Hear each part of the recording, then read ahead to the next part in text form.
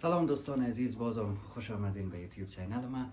میخواهیم که یک کمک ذره در مورد از این مسیج که ما شما صحبت کرده بودیم در ویدیوی قبلی، در مورد از اون یک کمک ذره کلابریت بکنیم که چی رقم مسیج ها را باید ما شما مسیج که میگیم به ایمان و پیامتان، کانتنتتان، ویدیویتان، اگر ادورتایزمنت جور میکنین، اگر پید پروموشن میکنین، اگر هر چیز که میکنین، مقصد ما اون از امو است. درست است که تنها مسیج نیست، ما در کل مسیج میگم براتون که همین کانتنت و همه چیز است. چند کار را که باید نکنیم. یکی، در مورد قیمت هیچ وقت در مسیج پروموشن تان نگوین که والا اینه ما مثلا از دیگرها که ارزان هستیم، میگه برو خیلی چیپ است. دوم، هیچ وقت در مورد کوالیتی تان گپ نزنین که ما تاپ، البته گپ زده میتونین اما به یک شکل استراتژیک رو گپ بزنین، اما به هیچ وجه نگوین که والا بهترین کیفیت است از ما. او رقمی امو مشتری یا امو مخاطبینتان که هست دیگه بر شما کدام انترست نشان نمیده. درست است؟ سوم، به مردم یا به می مخاطبینتان به هیچ وجه ایره نگوین که خب ما اینا 1000 دانه مشتری داریم، 2000 دانه مشتری داریم، 100 تا مشتری داریم، 500 تا مشتری داریم. او رقمی نگوین.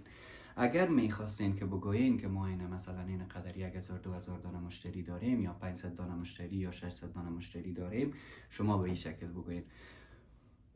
اولش خب مسیجتان یا کانتنتتان قسم باشه که بر خود از این نفر اول بگوین که what is in it for them، برای از اونا چی است. بعد از او باز در این موارد ما شما صحبت میکنیم. پس میایم سر این نمبرهای مشتری ها یا نمبرهای خدمات یا در کشورهایی که شما زندگی میکنین یا در کدام کشورها شما خدمات میداشته باشین. درست است؟ very simple. ما توانستیم، به طور مثال ما توانستیم که 1000 نفره توسط تیلر سولوشن های خود یا توسط اینمی پرودکت خود مشکلاتشان حل بکنیم. مشکل که میگیم یک ضرورت یا یک چیزی را که اونا میخواین خریداری بکنن و اینمی 1000 نفر از ما این قدرش خوش است و ما میتونیم که با تجربه هایی که از این 1000 نفر داریم بتونیم به شما هم کمک بکنیم. به اون شکل یعنی مسیجتان یا پیامتان قسم تکل بکنین که تو احساس نشه که شما شواف میکنین یا احساس نشه که والا چی رقم گپ زده میرن، بهترین کیفیت هستیم و ارزان هستیم و مثلا دپولی که از یک ارزان هستیم 2000 3000 نفر رو ما کمک کردیم. خب از او مشتری دلش سرد میشه که والا بیادر چی گفته رئیس. نه، به او خاطر است که سه چیز بسیار مهم که است اینمی است که به هیچ وجه در مسیجایتان باید نباشه. البته دروغ به هیچ وجه نگوین که حالا ما یک موبایل فروشی داریم، موبایل های ما موبایل های سنگی است doesn't matter یا مثلا از الماسیس یا ایس یا او است. you know what I'm saying. نه، رقمی باز خراب میکنه آدم. چیزایی را که باید در مسیج بکنیم چی است؟ همیشه مسیجتان تست بکنین. تست what is in it for me. WIIFM. What is in it for me. بر ما چیست. صحیح؟ شما وقتی که مسیج درافت میکنین یا کانتنت میخواین درافت بکنین، همیشه در فکر ازی باشین که بر مشتریتان چی پیشکش میکنین. درست است؟ همیشه در مورد کوالیتی گفتن، همیشه در مورد خود پروداکت گفتن. همیشه شما مشکل یک نفر در نظر گرفته، برش یک سولوشن داده، بعد از او باز پیش میره. درست است؟ What is in it for me. این ترمش بسیار ترم مهم است که هر کانتنت شما باید از زیر از این تست تیر شود. در غیر از او باز اقدر جالب نمی باشه. گپ دوم، همیشه مسیجتان که درافت میکنین یا پیامتان درافت میکنین یا کانتنتتان جور میکنین، خود در بوتای نفر دیگه ببینین که همون چی فکر میکنه در موردش. تو نیست که برای ما دیگه مارکتینگ خوانده یا در مارکتینگ خوب هستم یا بزنس میفهمم خلاص دیگه هر چیز که دلم شد، هر چیزی که خودم خوش ساختونم. نه، همیشه خود در جای نفر دیگه قرار بدین، بعد از او باز کانتنتتان دیولپ بکنین. گپ سومی که ایره همیشه در نظر داشته باشین که هر پروداکت را که شما دارین کم از کم 100 تا 100 نفر دیگه هم اینمون پروداکت هم می داشته باشه یا اونم سرویس هم می داشته باشه. شما چی رقم دستتان بالا می باشه و دستتان همیشه وقت بالا می باشه که شما کانتنت درست به مردم پیشکش بکنید. اینی بخشای بسیار زیاد مهم است. درست است؟ در بخش کانتنت نوشته کردن، در وقت مسیج نوشته کردن و در بخش مارکتینگ. ایناله ما در مورد مخاطبین هم گپ میزنیم، در مورد از این هم گپ میزنیم که چی رقم اینمی مسیج مثلا شما به مخاطبینتان روان بکنین که هم اویرنستان زیاد شوه، یعنی زیاد مردم شما را بشناسه و هم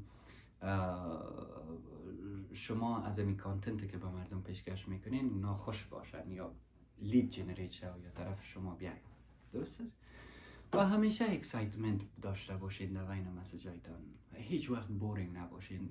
زمانی سوال رفت do you still face this kind of problem، او زمانه خلاص شده. حالا که کسی مسیج چی را من حیث یک سوال ببینه همون دفعتاً ترن آف میشه، هیچ را ترای نکنین. خب یک چیز اکسایتمنت باشه، question mark plus exclamation mark yes، که مثلا بگوین میفهمیدی که اینطور یک چیز از در مارکت، یا آیا میفهمیدی که اینطور یک چیز میتونه که به شما سلوشن باشه. اما باز هم یک اکسایتمنت دو باشه. درست است؟ میفهمیدین؟ و طور مثال اگر بگویم مثلا در یکی از مجلای افغانستان بزنس دی بسیار خوب نوشته میکردن که میفهمیدین که بزنسمنای افغانستان در این قسمت به این شکل کار میکنن. صحیح؟ مسیج از اینا چی است که یعنی من خود نالجش دارم، شما هم نالجش بگیرین. درست است؟ اکسایتد بسازین، یک انوایرمنت بسیار اکسایتمنت داشته باشین به مخاطبینتان. و در پلی از او که شما اکسایتمنت یا هیجانی میسازین، موتیویتینگ باشین، یا مثلا زیاد تو کوشش بکنین اینسپایر بکنین که طرف شما بیاین. درست است؟ یا مسیج دانه که میتین یا پروموشن را که میکنین که مردم طرف شما دور بخوره. این همی چند چیز است که ما میخوایم که فقط رپاپش بکنم که اگر شما از یادتان رفته باشه گپ اول ما ای بود که WIIFM What is in it for me را همیشه در نظر داشته باشین، به جای مشتریتان خود قرار بتین.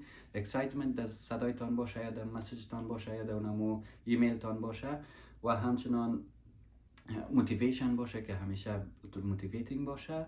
درست است؟ و در پلی از او همیشه مسیجتان بسیار کانسایس یا جمع جور بکنین که یعنی یک نفر بفهمه و مسیجتان دفعتاً بگیره. درست است؟ بعد ما شما در ویدیوی بعدی در مورد مخاطبین گپ میزنیم که در مارکتینگ مخاطبین چی رول دارن. سلامت باشین، لطفاً سابسکرایب کنین. در ویدیوی بعدی میبینیم. بخیر.